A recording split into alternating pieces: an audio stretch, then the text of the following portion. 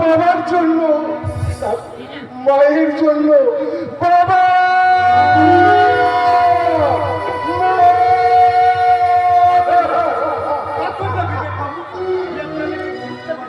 আপনি আমার অপরাধ ক্ষমা করে আপনি আমার বাড়িতে কি করে যাবো? আমি রেলের কাছে এখনই আমার ট্রেন এসে যাবে। আমার এই সবুজ পতাকা দেখিয়ে ওই ট্রেনটাকে এগিয়ে নিয়ে যাবে। হ্যাঁ প্যাসেঞ্জার বলবো, আপনি যদি সেই ট্রেনে যেতে চান তাহলে তাড়াতাড়ি দেরি করবেন না। আমি যদি একবার আমার এই সবুজ পতাকা দেখিয়ে ড্রাইভারকে গাড়িটা ছেড়ে দিতে বলি তাহলে আর সে ট্রেন ধরতে পারবেন না, আর বাবা মায়ের সঙ্গে আপনি দেখা করতেও পারবেন না, কারণ এই ট্রেন থামবে সোজা স্বর্গের পরের স্টেশনে। রচনা যাত্রা জগতের সাফল্য সোনার কাঠি, যাত্রা জগতের অন্তরের বিকাশ পথ, নত ভৈরব ভৈরব গঙ্গোপাধ্যায়, নির্দেশনা শ্রীমন্ত গুপ্ত, গীত রচনা ও সুর সংযোজনা প্রচলিত, আলো ধ্বনি ও রূপসজ্জা কল্পনার সাজঘর, মুখ্য যন্ত্রী অনুপ ধারা, আলো ও ধ্বনি নিয়ন্ত্রণে মুক্তিদা ও আশিস বাবু, মঞ্চ পরিচালনায় নীল রতন গড়াই, বিশ্ব নিয়ন্ত্রণে শ্যাম সুন্দর ঘোষ, নারায়ণ মালিক, শরবেন্দু ঘোষ, প্রধান উপদেষ্টা দেবাশিস মুখার্জি, দল ম্যানেজার চিরঞ্জিত গুপ্ত, পরিবেশনায় বানমা নাট্য সংস্থা, শ্রী শ্রী মা কালী, মা তারা, মা সিদ্ধেশ্বরী, বাবা গোপাল গোবর্ধন, মা নাচিন্দা চরণ কমলে প্রণাম জানিয়ে ত্রিকালদর্শী পুরুষ লোকনাথ বাবার আশীর্বাদ প্রার্থনা করে শ্রী শ্রী ঠাকুর রামকৃষ্ণ দেবের পাদপদ্মে প্রণাম জানিয়ে নাট্যাচার্য গিরিশ ঘোষের পন্থা অবলম্বন করে শুরু করছি 1432 বঙ্গাব্দের বনমা নাট্য সংস্থার এক সমাজ দর্পণের জীবন্ত দলিল, স্বর্গের পরে স্টেশন, স্বর্গের পরে স্টেশন, স্বর্গের পরে স্টেশন।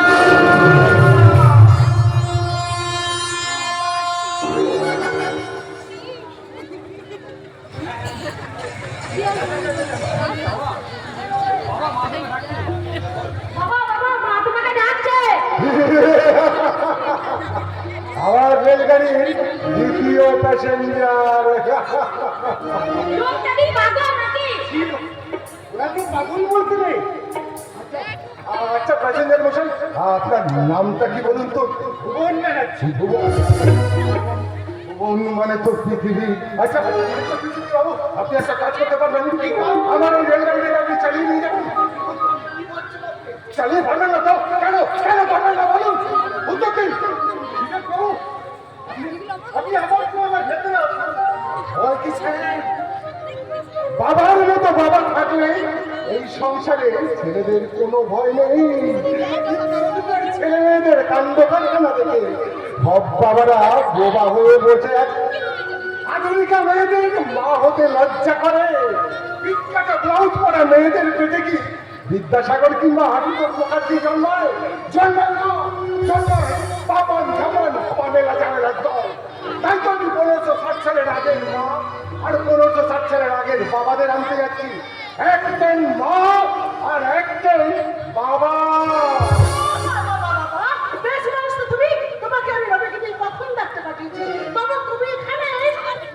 দাঁড়িয়ে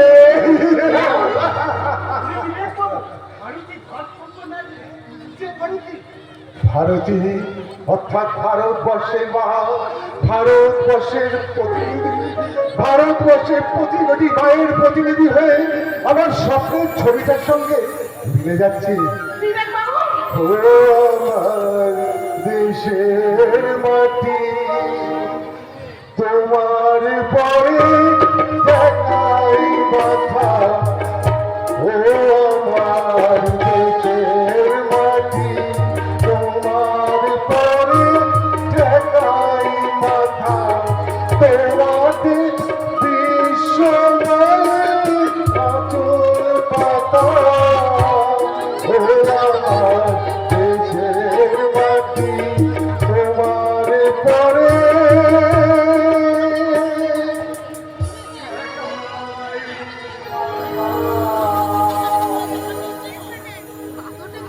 বিবেক বাবু, ও ঠিক ঠিক ঠিক ঠিক ঠিক, ঠিক, ঠিক। আমি আমি এবার আমার রেলগাড়ি চাইবো, সংসারের বাবা, আপনি আমার রেলগাড়ি চাইবো, সংসারের বাবা, তুমি আমার রেলগাড়ির ঘর, সন্তান কন্যা তোমাকে বসতে পেরেছে, তোমাদের স্নেহ সত্যের ভালোবাসার চাইতে এগিয়ে নিয়ে গেল মায়া মমতা কর্তব্য থেকে এগিয়ে নিয়ে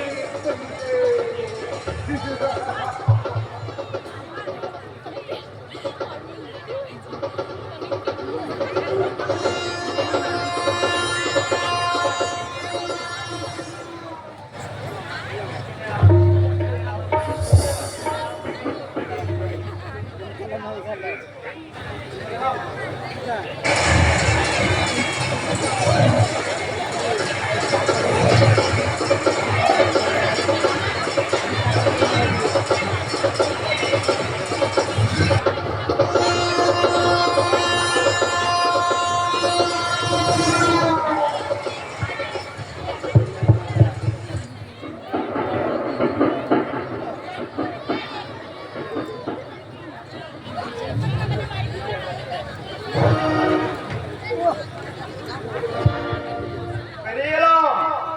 কত স্টেশন পেরিয়ে পেরিয়ে আমার ভগ্নি স্টেশন, মানে আমার মনের মতো ভারতীর বাড়ির স্টেশনে নেমে পড়লাম।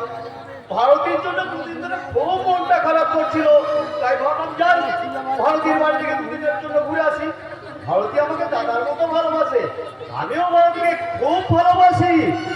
আমি এসেছি শুনলে ভারতী সব কাজ ফেলে ছুটে আসবে। যাই ওদেরকে ডাকি। ভারতী, ভারতী, আরে আমি তো নিখিল দা। জেন্টলম্যানকে বলছি, আপনি ভোল্টেজটা একটু বাড়ান প্লিজ, ভোল্টেজটা একটু বাড়ান। জেন্টলম্যানকে বলছি, ভোল্টেজটা একটু বাড়ান। তা তুমি এতদিন আসবে কেন? আজকে তো তোমার উপর আমার বিশ্বাস রাখতে হচ্ছে।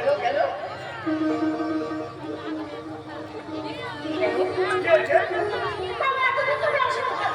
এই তো তোমার উপর আমার বিশ্বাস রাখতে হচ্ছে। ওদের খবর সব ভালো আছে তো? হ্যাঁ, সব ভালো আছে।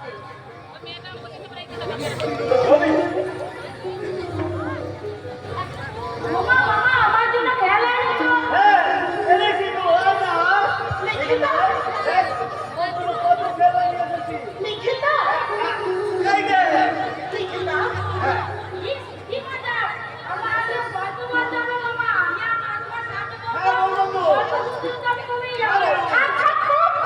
চলো নিকিতা, আগে জামা কাপড় ছেড়ে খাবো গিয়ে কিছু খাবে, তারপর তুমি গল্প করবে। ঠিক আছে, ঠিক আছে।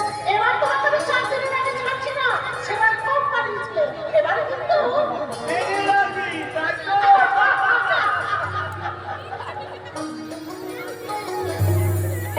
তবু এখন তো নিয়ে কি করবি? এখন তো বলতে যাচ্ছে। ওরা বলে দুজনে না, না, না। নিখিল বাবুকে নিয়ে ভারতীর এত বাড়াবাড়ি অপরাধ এই ভালো না। ভারতী যতই বলুক, নিখিল দাও ছোটবেলায় সেই সম্পর্কে ওকে ছোট করে এই কথাটা আমি কিছুতেই মন থেকে মেনে নিতে পারছি না। কারণ ভারতী নিখিল বাবু নিজের তো দাদার মতো, ওদের দুজনের সম্পর্কে একটা মতো আছে, ভাইয়ের মতো বোনের মতো। যত নষ্টের মন ওই মতো সত্যটা। তাই আমি আর চুপ করে থাকবো না, আজ আমি মন্ত্রকে প্রশ্ন করে বলে দেবো। তুমি কার সাথে কথা বলছিলে? নিজের মনের সঙ্গে কথা বলছিলাম। নিজের সঙ্গে কি কথা বলে? বলে ভারতী, যে মানুষ তার মনের গোপন কথা অন্য কাউকে বলতে পারে না, সেই মানুষ একা নির্জনে নিজের মনের সাথে কথা বলে। কি বললে? তোমার গোপন কথা শোনার কেউ নেই, তার মানে তোমার গোপন কথা আমার কাছেও বলতে পারে না। তাহলে তোমার সঙ্গে আমার বাজার থেকে কি আনতে হবে বলো? আমি বাজার যাওয়ার নাম করে তুমি পালিয়ে যেতে চাইছো বুঝি?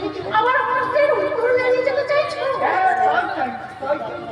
আমি জানি তুমি বলতে বলতে এই বয়সে তো মা কি হবে, তোমার শরীরে মুক্ত বলে অবাক হবে। আমি বেকার বলে টিউশনি করে সংসার চালালে পুরুষ মানুষ তো বলি, পুরুষকে বাইরের চলে কত দিক কথা বলতে দাও, কিন্তু তুমি নেই অনেক জন্য কেন করো না? আমি জানি না, তুমি বিশ্বাস করো, নিখিল তো আমার দাদার বন্ধু। তাই আমার দাদার মৃত্যুর পর ওই নিখিল ভাই আমার দাদার আসনটা দখল করে বসে আছে। তাই নিখিল ভাই এলে আমি তোমার সঙ্গে ঠিকমতো সময় আর সঙ্গ দিতে পারি না। ঠিক আছে এবার তোমার এই দাদার মতো দাদাকেই তুমি ফুল টাইম কর্ম দেবে, আমাকে পার্ট টাইম দিলে যাবে। থাকে সে কাজ করতেছে, আর আমি তো হবে না। এই ঘরের ভিতরে বাজার কি করতে আছে? যাও, সামনের দোকান থেকে জিনিসপত্রগুলো নিয়ে এসো, তারপর তুমি যা চাইবে তাই পাবে।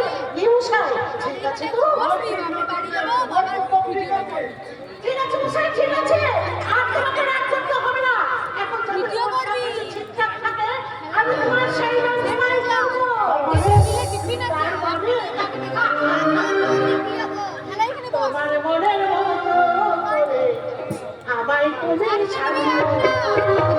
তোমার মনের মতো করে আমায় তুমি ছাড়ো না। তোমার খুশি তোমার ছাড়ো, তোমার খুশি তোমার ছাড়ো, আমায় তুমি বলতে না। তোমার মনের মতো করে আমায় তুমি ছাড়ো না। তোমার জীবনে চাই তোমার মতো জীবনে চাই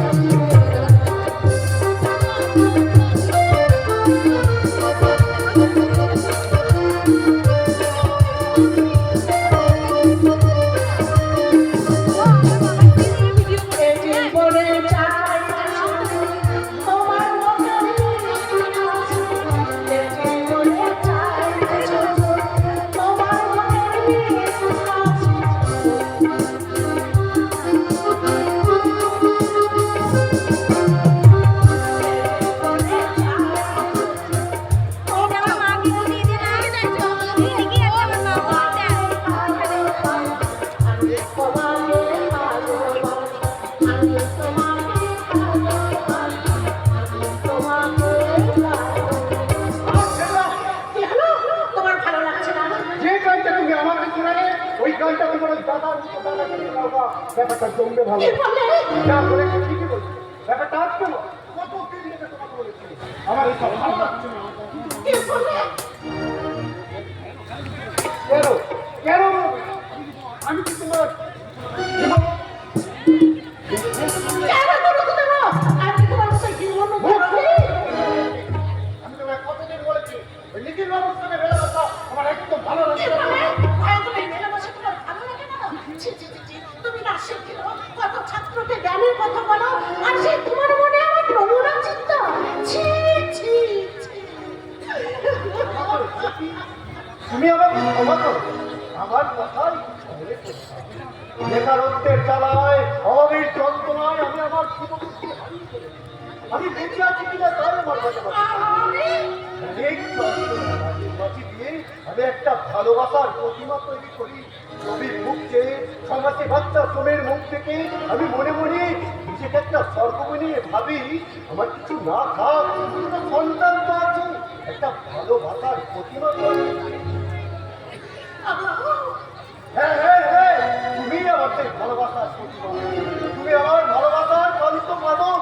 তাই তোমাকে কাছে না পেলে আমার অনেক ক্ষতি হয়েছে। তাই যে ঘটনাটা ঘটে গেল এটা যেন নিখিল বাবু না জানতে পারে। চলে যাও, তুমি বাজার করে যাও।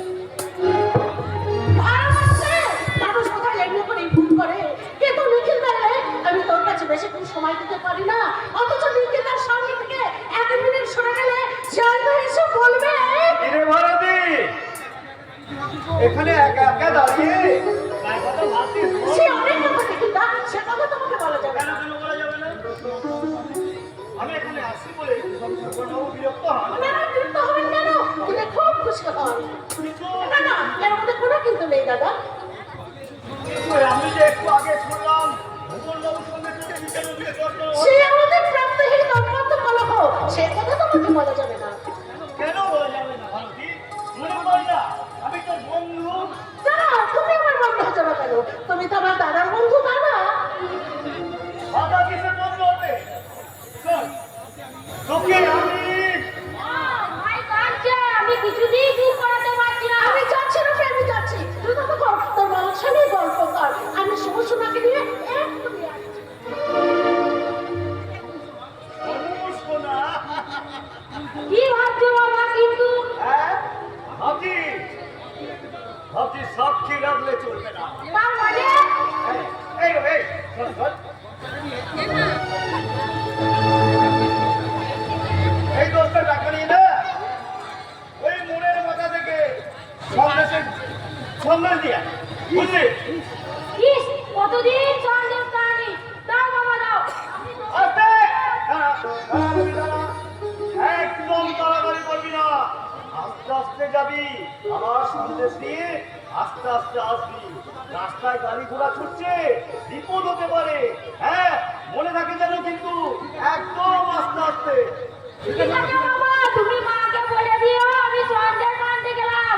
নলেন গুড়ের সন্দেশ। রবি, রবি।